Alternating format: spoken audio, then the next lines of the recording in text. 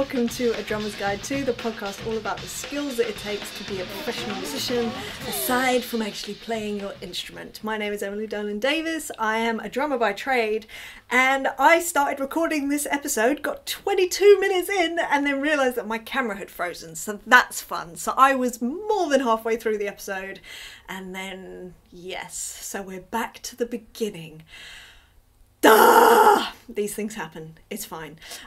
So today I'm going to talk again, even though you didn't hear the first version of this, about creativity and what it means to me and my journey with it. Because to me, when I was younger, in fact, until very, very recently, I thought creativity was for everyone else. I thought it was this elusive, ethereal thing that, you know, I was not a creative person. I was just someone that played an instrument, that did a job, that was informed by other creative people and whatever they created in their magical world, you know, from the universe and the energy and whatever they're feeling, and I'm just here going, and I'll play drums to your creative wonderfulness.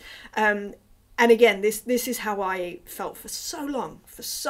And to me, creativity was this vast kind of thing. To be honest, it still is still very intangible. I still have a bit of a broad definition of it. However, I've realised what creativity is for me. And I wanted to share that with you because I'm hoping that it might resonate with you in some ways, and also maybe redefine what creativity could be for you, because I've certainly redefined it in my own world, definitely, and it's freed me. It's freed me from constricting what I think about myself, what I'm capable of, what, you know, just who I am, basically, which I think is a good thing. I think anything that sort of challenges those kinds of limiting beliefs is nothing but a good thing. So there we go. So to me, my new definition of creativity is not this massive, you know, ethereal thing from the gods. It's not that. Creativity is me connecting with myself, with my thoughts, with my feelings, with my experiences, and then expressing them in some sort of way, basically. And the thing, again, that I think was holding me back from leaning into being a creative person, or more accurately realizing that actually I am a creative person, was that it seemed such a broad spectrum of things that I felt overwhelmed by it. And overwhelm is a general feeling that I get a lot. But what I also realized about myself is that actually, if I can put parameters on my creative experience or cultivating creativity in myself, it makes me really lean into it and interesting things happen. And I'll tell you how I realized this, right? So just over a year ago, and I can't remember exactly when, and I wish that I'd recorded this first session so that I could really truly see how much I've come on, because I know that I have, and I would have a date in my mind, but I think it was April 2022. I'm just going to guess. I think it was around about then, where I made a conscious decision to tackle something that I have been terrified of the whole of my drumming life. And that was this idea of doing a drum solo, or improvising, or playing with no agenda and nothing to inform what I should be playing. That to me was just the scariest thing on planet Earth. Honestly, my idea of hell was sitting in a room with any number of musicians, from 2 musicians to 20,000 musicians, and someone going, play something. That's hell. That's still pretty hellish to me. I think I'd be able to handle it a little bit better, but honestly, scariest thing ever. And when something scares me, I don't like it. And instead of running away, which is what I have done in the past, I made a vow to myself about 4 years ago, 5 years or 4 years ago, maybe 5 years ago, to face those fears. It's horrible. I love it. I've become very sadistic with myself consequently, and I've grown a ton since I decided to start doing this. But anyway, what I decided was to tackle this idea of kind of improvising and essentially being creative on the drums. So I gave myself a task, I gave myself parameters, and those parameters were just to play for 30 minutes a day, just to sit down and let whatever happens happen, just let the subconscious flow, free. Just be free and just play and see what happens. 30 minutes a day. And I got this idea from, I think it was Neil Gaiman, I'm almost certain, who spoke about when he goes to write. He writes every day. I think he has a shed in his garden, I don't know, maybe I made this up in my head as a kind of visual. But and he will just go, he will sit in front of the blank page and he will write. Now, if that day he doesn't feel like writing, he won't. He will just sit and stare at the blank page for 30 minutes and if nothing happens, then nothing happens. And I thought that was a really interesting way of doing it. So rather than having a goal of, say, writing, I don't know in fact it doesn't matter, writing 10 pages. I don't know whether that's realistic in 30 minutes, but it's irrelevant. So rather than that, which is usually the way that I've gone about things in the past, because I have a set amount of things that I need to do, a certain number of songs that I need to learn. So, okay, well, today I will chart 10 songs, and then tomorrow another 10, and the next day another 10, and then I'll go on to playing them. And, there's kind of like, there's numbers to hit. But when it comes to creativity, it's like, there's nothing. That's not the point. So the point is the time. So I just thought, okay, well, this is interesting. Let's think about this.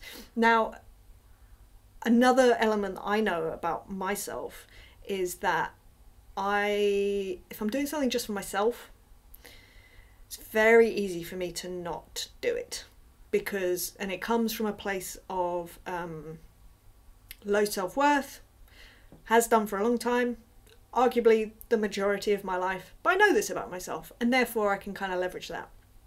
So I decided, right, okay, I know that that's going to come up. I know that this creative time that I'm going to carve out for myself, if things don't flow and if I'm feeling bad about myself, then I'm just going to go, I'm not a creative person, let's move on, let's stop doing this. But I knew that I didn't want to do that. I knew that I should be just pushing through those moments, because I am, and I want to be more of a creative person, but more than that, I want to reconnect. I want to reconnect with myself. I want to reconnect with my instrument every day, and I know that that's going to be a process, and I need to be patient, and I'm terrible at being patient. So again, another parameter that I put in with myself was to live stream it, and therefore I knew that people would expect me to be there every day, so there was an element of accountability. Also, it meant that as a reward, I would let myself chat to people afterwards, like for a Q&A or just a random sort of chat. And that kind of has given me, I've allowed myself the space now to be creative for over a year. And let me tell you, it's interesting. It's so interesting. And I would now actually consider myself a creative person, which is wild to me to think about, which maybe from the outside you just think, what's wrong with you? Of course you're a creative person. But honestly, I just never thought I was. I just thought, I'm just here, I just do a job. That's it. Like, I love my job. I love it. I love it so much to the depths of my soul, but it's kind of, like I say, it's informed by other things. I'm just informed by other people's creativity, if that makes sense. So anyway, giving myself this space has been really interesting. The other thing that has been even more interesting is that when I have been playing and doing this sort of just free play, there's an audience there, which is weird, but it's good. I like it. I like sort of these extremities. I'm that kind of person. And on the whole, oh my God, the comments are wonderful. They're so sweet. We'll always have a chat. Like, the community that has kind of built itself around not just that free playing situation, but also this podcast, the live streams that I used to do from the studio recording, like Instagram, all those places. The community that has kind of arisen is just wonderful, and I love it dearly. I love connecting. I love seeing how everyone is, seeing what everyone's been up to. You know exactly who you are if you're listening right now. I love you to pieces. I love you. But anyway, the other interesting aspect, aside from all these wonderful people, is that I do get sort of like interesting comments. For instance, I had one a few days ago that said, you really should work on your timing. You're not even playing in time. Something along those lines. And that was so interesting to me, because my number one rule as a drummer is, and always has been since day one, literally your only goal is to keep time. That's it. Like, the end. If you're not doing that, you shouldn't be a drummer. And when I got this comment, I just thought, wow, this is awesome. I've broken the cardinal rule in my soul. And that is really, really cool to me. That is so freeing. Now, don't get me wrong, I ain't going to start playing with people and playing out of time. Nah, it's still my job. But when I'm allowing myself to just be free, I can do whatever I want. And the fact that someone pointed it out, I was like, this is brilliant. So then I obviously explained, I was like, yeah, I know, isn't that cool? Like, this is just my free play time. Like, I get to do whatever I want. How awesome is that? So all these sort of peripheral benefits have come out. Because before, if someone had said that to me, literally a part of my soul would have died. I would have been ashamed, I would have been embarrassed, I would have been, just all these awful things, and beating myself up and going, I'm never doing this again, and running away and fearful and all that stuff. But instead I was like, cool, this is awesome. Like, I am truly being imperfect. I am being human. I am being creative. That's what creative is, I think. I think it's just kind of exploring and not being afraid. Or if you are afraid, you do it anyway. Like, I just think it's so brilliant, and I love that I was able to create a situation where I feel safe enough to be creative within that world, if that makes sense. In fact, so an analogy that I like to liken it to is kind of like, okay, here's the analogy. And this is very specific. And if anyone has seen this show, please let's talk about it, because honestly, it is my favourite thing I've ever seen and been a part of, I suppose. So there was this immersive theatre experience called The Drowned Man, by a company called Punch Drunk. Now, this was on maybe 10 years ago in London. I know that they also had it on in New York. I have a feeling they did a version in Japan too, but don't quote me on that, I'm not sure. Anyway, this was an immersive experience. So basically, I went twice. Oh, I love this so much. It was in a building over 3 floors, I think. And there was this storyline going on. I'm still not sure what the storyline was. I don't care. It was brilliant. And basically you would follow around different actors. You would see what their storyline is, maybe you go to a different actor and see what their storyline is. But also what was the cherry on top for me was that the set was so interesting, and you could just go and explore. You could go look at, there was like this sort of like medicine cabinet type thing, so you can go and have a look at that. There was this dressing room where this clown was doing his makeup, so you could go and like just look in the drawers. Like you could explore, and it was like being in a real life RPG. But again, within this kind of safe space, these parameters that it was okay, and you could just do whatever you wanted.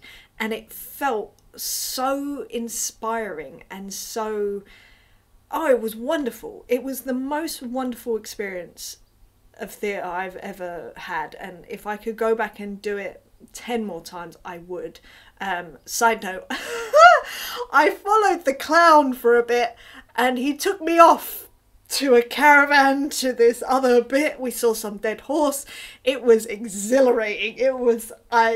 I loved it. It was, yeah, oh wow, what an experience. It was brilliant. But it was to me, that's kind of a metaphor for, and I know that it's not a very good one because it's not very if you haven't been to an immersive experience like that, it's kind of hard to understand, maybe, I don't know, but that's the closest thing that I can sort of relate to what I did for myself in this free playing every day. Is kind of just creating that building of 3 floors and then just exploring within it, and for 30 minutes, just no matter what happens. And if it does mean that I just sit there and just stare into space for 30 minutes, fine. I apologise for the people watching, that will be very boring. It hasn't happened yet. There has been some horrendous playing, can I just say, but it's okay. I just accept it. It's like, well, that's today and tomorrow's another day. Let's see what happens then.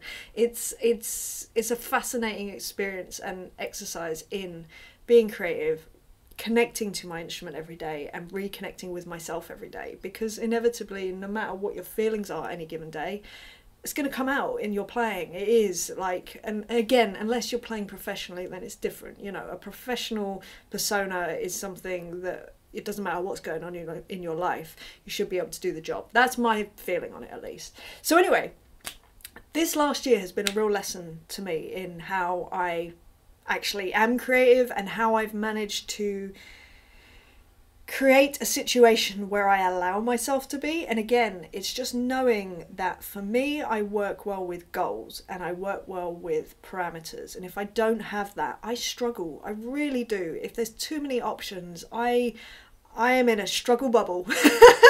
And yes, I know this. And as you know, I also like looking retrospectively at stuff. And as I have done over the past year, I realised actually I am incredibly creative. It's just not in a traditional musician sense necessarily. My creativity comes out in very different ways. So for instance, let's talk about if I'm doing a gig with someone. I say I'm about to go on tour and I need to learn some songs. Traditionally, in a creative sense, there isn't much there because the parts generally are done. They're recorded on an album, they're informing what I'm going to play, maybe there are live versions that I can reference, you know, there's all these things, there's all this groundwork that has already been done. The creativity has been informed by the artist or the producer or the writer or whatever the situation is, right? So on the surface, maybe it does not seem like there's room for creativity, but for me there is, as it turns out. And again, I didn't realise that this was a creative process for me, but it is. And that creative process just comes with how I approach learning the songs.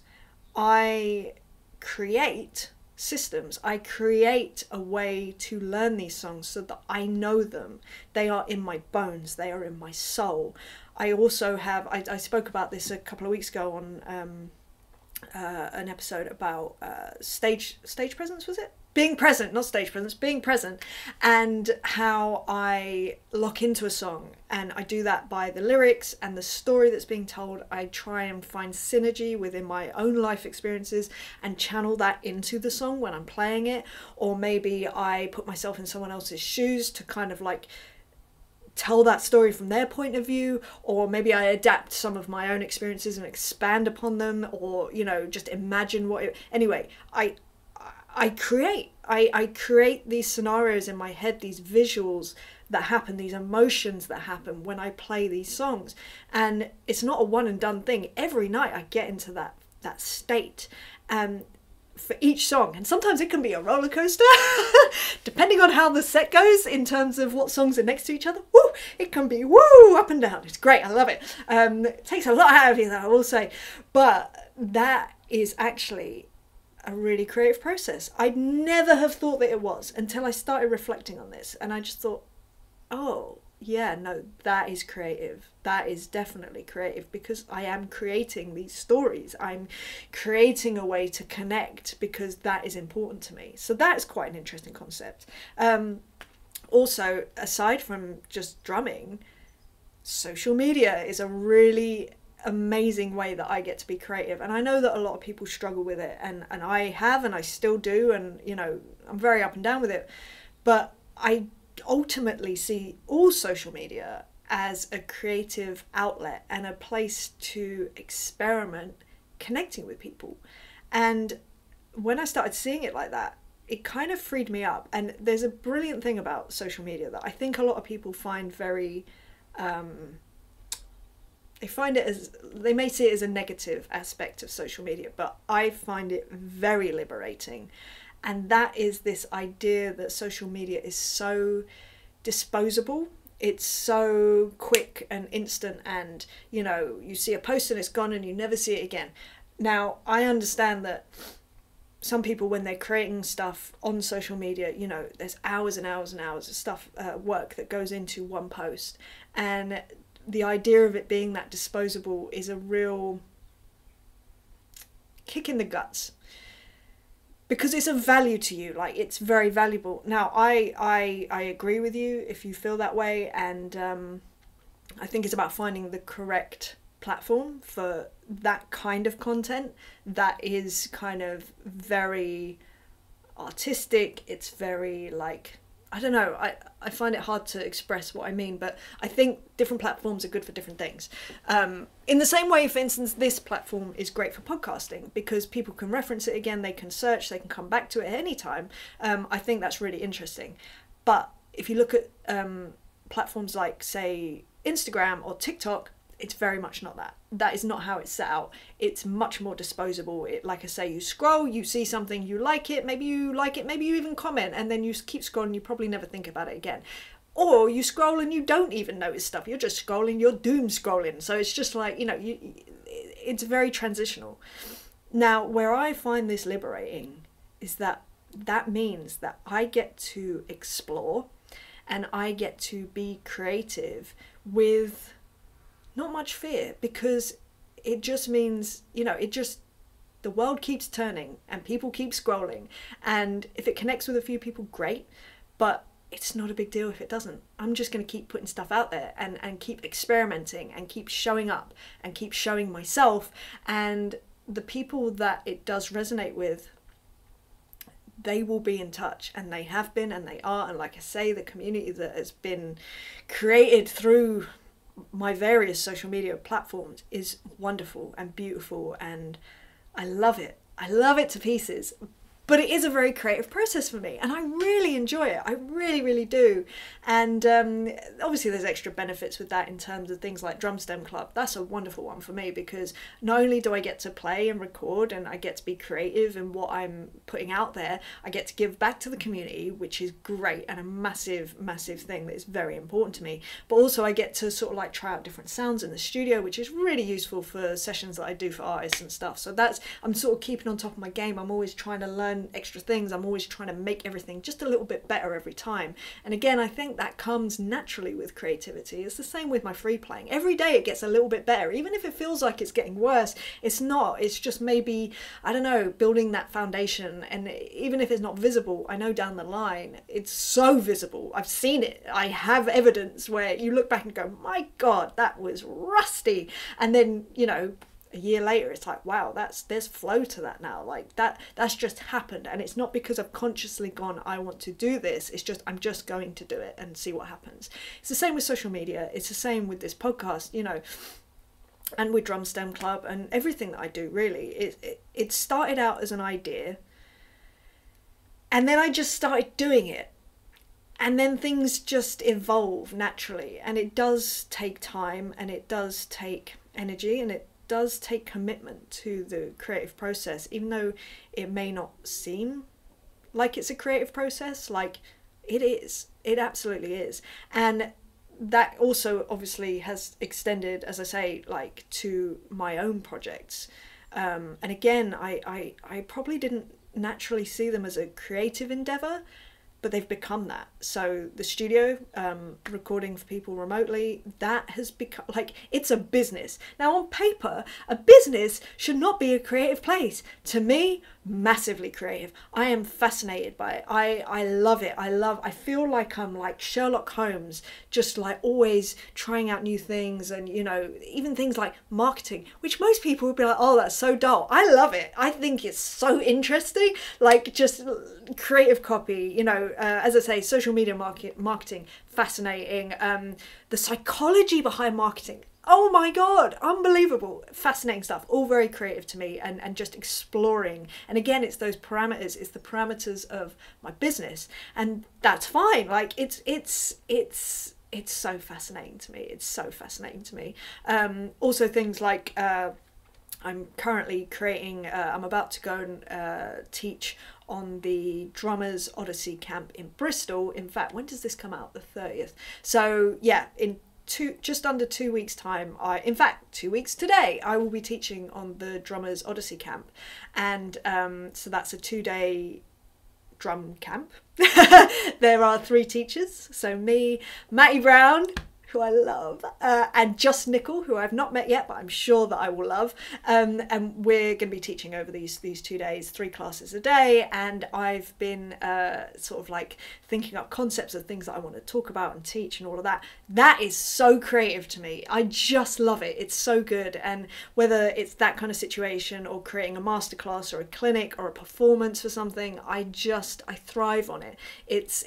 I love making it a thing, if that makes sense. Not just playing like, oh, I'll just play a couple of songs. No. I want it to be a fully cohesive idea, and there needs to be a journey that happens, and again, sometimes it kind of works, sometimes it has not worked, sometimes it seems very abstract to people, and that's fine. Sometimes it really connects with people, and that's fine. Like I say, it's an ever-evolving process for me. Like, I've done a fair few masterclasses and clinics and gone into schools to talk to music students and all that sort of stuff, and every single one of those moments has been a slightly tweaked version or a completely different version from anything I've ever done before, and that keeps it creative and fresh to me and interesting. And I just I can't express enough that creativity is not just about playing an instrument, or if you're like an artist, say, it's not just about painting or drawing or, I don't know, songwriting or whatever you're doing, whatever it is that you're doing. Yeah, it's so much bigger than that. It can be, I suppose. It's whether you want it to be. I also find creativity in stuff like cooking, in all honesty. Like, that's the thing. It's just, you can find creativity everywhere, and it's not this kind of, it's such a funny thing because it's such a narrow definition I had, and yet broad at the same time. Like, it was only allowed to be via drums, but the concept of creativity is so vast and wide that you don't deserve that. You're not good enough to be creative. That's not you. You're just a jobbing drummer. That's your job, and that's it. Do your job. You are not creative. That's what I used to tell myself. Honestly, please be careful about the things that you tell yourself, the stories that you tell yourself. It's not great. Not good. Well, it can be great, but just tell yourself a valuable story. So anyway, lastly, I just want to talk to you about where I might or rather the process, the actual physical process of how I am creative in whatever I'm trying to do. And I can cite literally what I'm up to at the moment, which is planning for this Drummers Odyssey camp in Bristol in the UK, and my process for that. So first of all, as a general kind of inspirational kind of blanket, where I find my inspiration, generally speaking, for most things, is through reading books. Often they're business books, psychology books, productivity, peak performance, all that sort of stuff. I'm also doing a psychology degree, so that is kind of informing a lot of the direction that I go in, and where my attention is and where my interest is. So I like bringing that to, like I say, I'm just talking about this this Drummers Odyssey camp right now. Like, that is what I'm going to be bringing to the table. It's things within that, and obviously my own life experience, but yeah, that's where I find my inspiration for a lot of stuff across the board, and then also just through chatting to other people. Obviously, that's always a good thing. Watching videos, listening to music, listening to podcasts. I love listening to podcasts, and they're nothing to do often with anything creative traditionally, if that makes sense. But it's things like, I think I've mentioned this recently, but there's 2 podcasts that I'm really enjoying at the moment. I'm kind of flick-flacking between the 2 of them. One of them is called Behind the Bastards with Robert Evans, who I always want to call Roger Evans, and I don't know why. Robert Evans, who is a journalist in the States, and he basically does profiles on different people or companies, or that basically are bastards in his mind, but he goes back and he sort of looks into their background, their upbringing, their family history, and just, you know, how they got to that point. It's really fascinating to me. As you know, I love people's stories. I love hearing about people's life experiences and, you know, what leads people to act the way that they do, whether that's positive or negative. That's kind of irrelevant to me, but it's very interesting to me. Just human behavior I find fascinating. That's why I'm doing a psychology degree, obvs. But yeah, and then the other one is We Can Do Hard Things by an author called Glennon Doyle. She presents it often with her sister and her wife, and she talks a lot about just the human experience again, and it's more on a personal level, and it just really resonates with me. I read one of her books called Untamed, that it just connected with me so aggressively, I think is the right word, because yeah, I'll share this at this point, but it's an interesting book, and the people that I know that have read it have all had different parts of it, different chapters that have really spoken to them. Now, not just on a sort of like gradual, like, oh yes, I understand. I'm talking like bursting into tears kind of level of connection to this book, and I have had that same experience. And the thing that I connected with was this chapter about her. So she is a recovering addict, and she was speaking about going to an AA meeting, and she was 6 days sober, and she spoke to the group. And she basically just was like, this is so difficult and I hate this and I hate feeling like this. And she realised that she'd been numbing all of these feelings, and sort of like, but now they were all right there on the surface, and everything just felt hard and it felt painful and all this stuff. And she basically just let it all out to this group. And the group carried on. And then at the end, this lady came up to her and just said, look, I know you're early on in your sobriety journey. I just want you to know that everything that you've said is correct. That's how you should be feeling. That is being human. You are meant to feel all of the feelings. Now, this might not sound like much to you, but this idea was a revelation to me. It was an absolute revelation to me. And I realised that I was not feeling all my feelings. Any negative feeling ever in my life that I was feeling, I would ignore it. I would divert attention. Now, I'm not, you know, I don't really drink. I do not use drugs.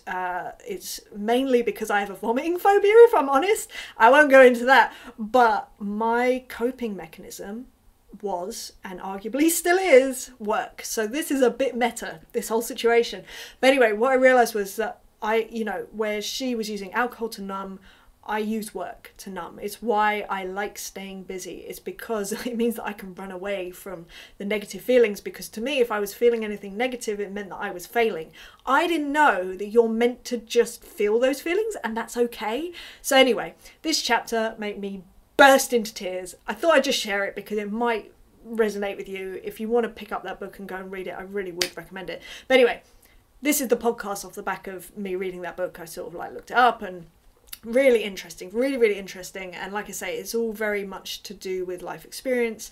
And this is something that informs me creatively, which may seem really unusual. Most people would say, oh, I listen to, all this different music and da. Yeah, I do a bit of that. But honestly, the things that inspire me the most are people. Like, always have done. That's why I love talking to people so much. That's why I love doing my one-to-one coaching sessions. I love learning about you. I love helping you in your journey and us working out how your brain works and how we can make that the most effective for you and you can work to your strengths. You know, it's just a fascinating thing to me. So anyway, that is kind of a general inspiration blanket, if you like. But when I decide to actively get creative with all this in mind, because all those things just happen as by way of life, but the number one thing, well, there's a few things that I do, but this is my process at the moment, and it may change, you know what I mean? The first thing that I do is I get very silent.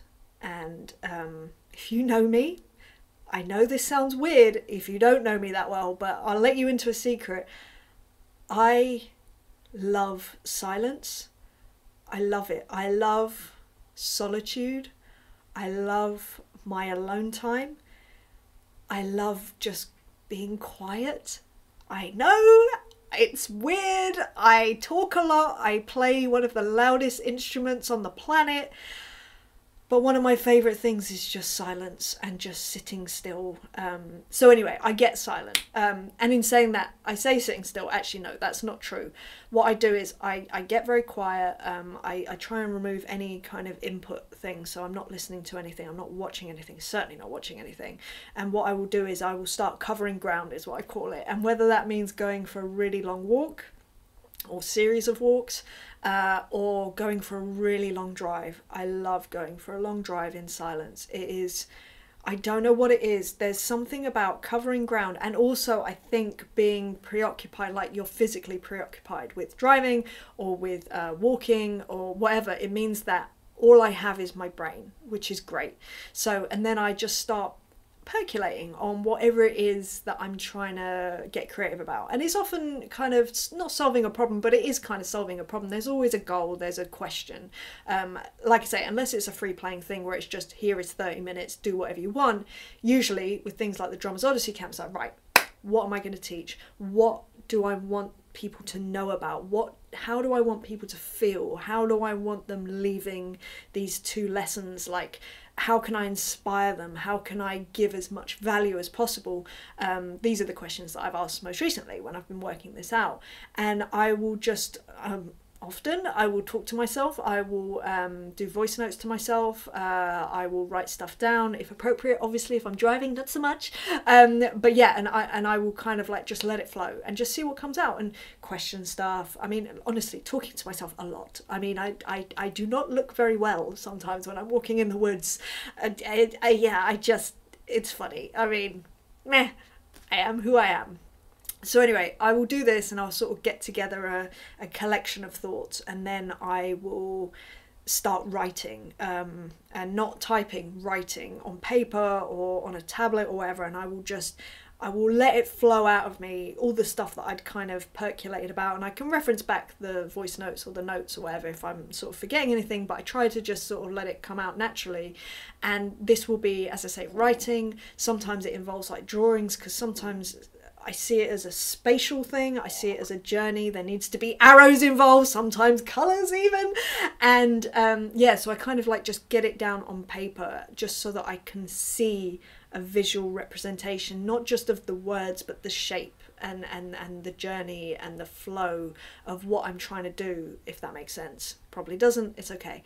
And then from there, I try to get it into some sort of order. So then I'll go onto my computer, I'll open up a spreadsheet, I will break down every step, every element, every part to what I've decided I want to do and everything that I need to do within that. And I just chunk it down basically into tiny, tiny steps that I can just tick off, and then I will get to work in actually realising this and just gradually work through it and just spend a bit of time every day just getting stuff done. Obviously this depends on when the end goal is. Like right now, as you're listening to this, it's 2 weeks away, so I would hope by now pretty much everything's together and it's just about running it and tweaking it. So if you are coming to the Drummers Odyssey camp, you can give me some feedback and see how I did on my creative process and if I actually managed to do what I set out to do. But yeah, and then by the end of the time that you kind of get through that list, then you have the thing, you have the finished product. And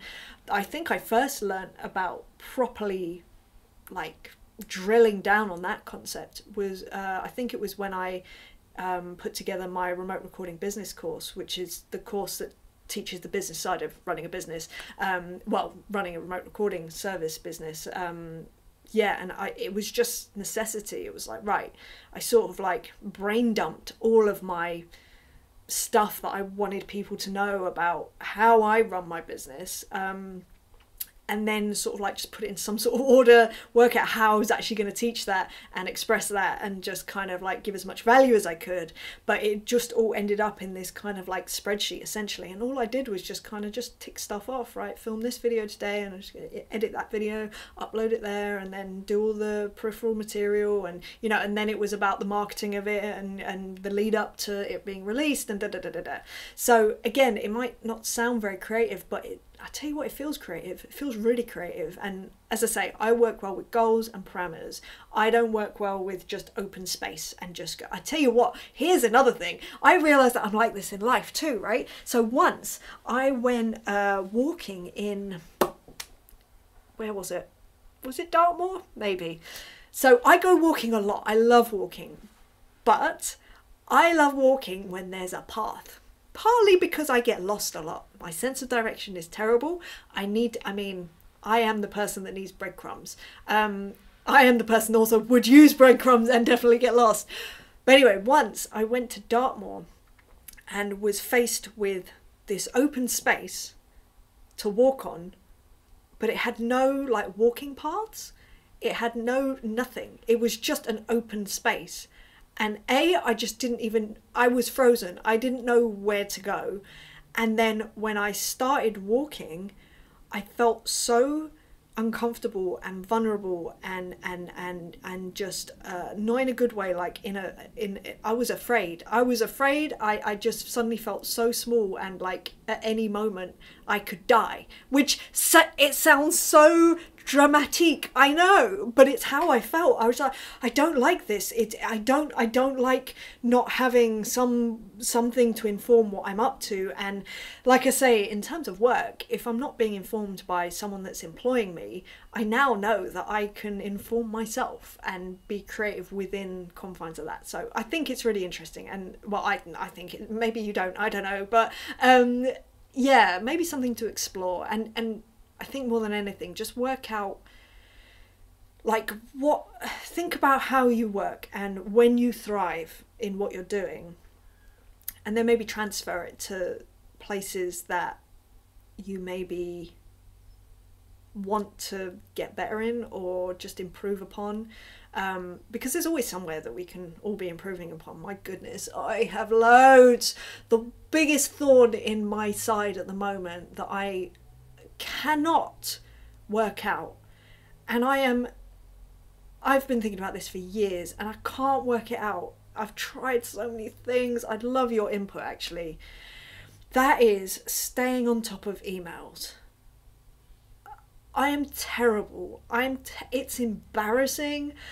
I've gotten slightly better, but honestly not difficult, because I'm so bad at it and I can't work out a way to make myself do it, because I really don't like it. I find it really hard. In fact, it's not even, is it that I don't like it? No, it's not that. I actually love it because it means that I get to connect with people, but I find it difficult because it takes a lot of energy, and it's energy that I'm happy to expend, but it's just energy that I don't always have. Oh, I don't know. I tried to set parameters for it, but it just isn't working yet. That's going to be the golden ticket for me. If I can work out how to do emails well, I think I need to get creative with it. That's what it is. And I'm trying. Anyway, if you have any ideas, please do let me know. You can write your answers down on a postcard and send them to FreePost. No, I'm joking. Anyway, right. I have done enough rambling for you today, I think. If you've enjoyed this episode, please feel free to like, share and subscribe. If you'd like to support this podcast past that point and go the extra mile, you now can over on Patreon. So you can go to patreon.com/EmilyDrums. And if you sign up there, I do things like Zoom hangs. You can also suggest any subject topics if you'd like me to cover anything in particular. And yeah, you will have my undying gratitude as well. I don't know whether that's worth anything to you, but yes, I really am so grateful if you are already over there supporting this podcast. Thank you from the bottom of my heart. It just means everything to me. So yes, and if you want to see anything else that I do in life generally, you can go to emilydrums.com. Everything's over there. But yeah, anyway, I hope you're having a lovely day wherever you are, whatever you're up to, and I will see you next time for another subject. All right, lots of love. Bye bye bye.